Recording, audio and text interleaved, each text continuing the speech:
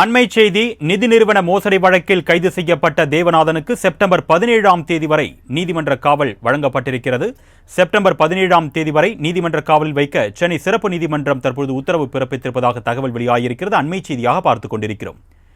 7 நாள் போலீஸ் காவல் முடிந்து நீதிமன்றத்தில் ஆஜர்படுத்தப்பட்ட நிலையில் நீதிபதி செப்டம்பர் 17ஆம் தேதி வரை தேவநாதனை நீதிமன்ற காவலில் வைக்க உத்தரவு பிறப்பித்திருக்கிறார். அண்மை செய்தியாக நாம் பார்த்துக் கொண்டிருக்கிறோம்.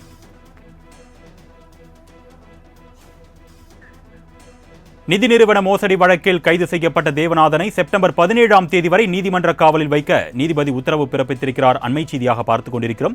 இதுகுறித்த கூடுதல் விவரங்களை செய்தியாளர் கிருஷ்ணமூர்த்தி வழங்க நாம் கேட்கலாம். வணக்கம் கிருஷ்ணமூர்த்தி, கூடுதல் விவரங்கள். வணக்கம். சென்னை மயிலாப்பூரில் செயல்பட்டு வந்த தி மயிலாப்பூர் இந்து பெர்மனன்ட் ஃபண்ட் நிதி நிறுவனத்தில் முதலீடு செய்த 144 முதலீட்டாளர்களிடம் 24 கோடியே 50 லட்சம் ரூபாய் மோசடி செய்ததாக அதன் நிதி நிறுவனத்தின் இயக்குநர் தேவநாதன் யாதவ் உட்பட 3 பேரை பொருளாதார குற்றப்பிரிவு காவல்துறையினர் கைது செய்தார்கள். இந்த 3 பேரையும் 10 நாட்கள் தங்கள் காவலில் எடுத்து விசாரிக்க அனுமதி கோரி பொருளாதார குற்றப்பிரிவு காவல்துறை கடந்த முறை நீதிமன்றத்தில் மனு தாக்கல் செய்திருந்தது. இந்த மனுவில் வழக்கில் தொடர்பு குறித்தும் யார் யாருக்கு நிதி சென்றுள்ளது, எங்கு முதலீடு செய்துள்ளது என்பது குறித்து விசாரிக்க வேண்டியுள்ளதால் மூவரையும் காவலில் எடுத்து விசாரிக்க அனுமதிக்க வேண்டும் என்று கேட்டுக் கொள்ளப்பட்டது.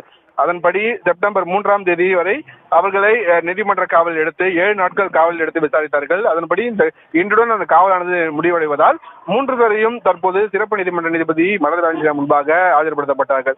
அப்போது நிதி நிறுவன மோசடி வழக்கில் கைது செய்யப்பட்டுள்ள தேவநாதன் யாதவ் செப்டம்பர் 17ஆம் தேதி வரை அவர்களுக்கு நீதிமன்ற காவலானது தற்போது நீட்டித்து சென்னை சிறப்பு நீதிமன்றம் உத்தரவு பிறப்பிக்கிறது. 7 நாட்கள் பொருளாதார குற்றப்பிரிவு காவல்துறை காவல் முடிந்து நீதிமன்றத்தில் ஆஜர்படுத்தப்பட்ட நிலையில் இந்த உத்தரவானது தற்போது பிறப்பிக்கப்பட்டுள்ளது. அருணேஷ், தகவல்களுக்கு நன்றி கிருஷ்ணமூர்த்தி.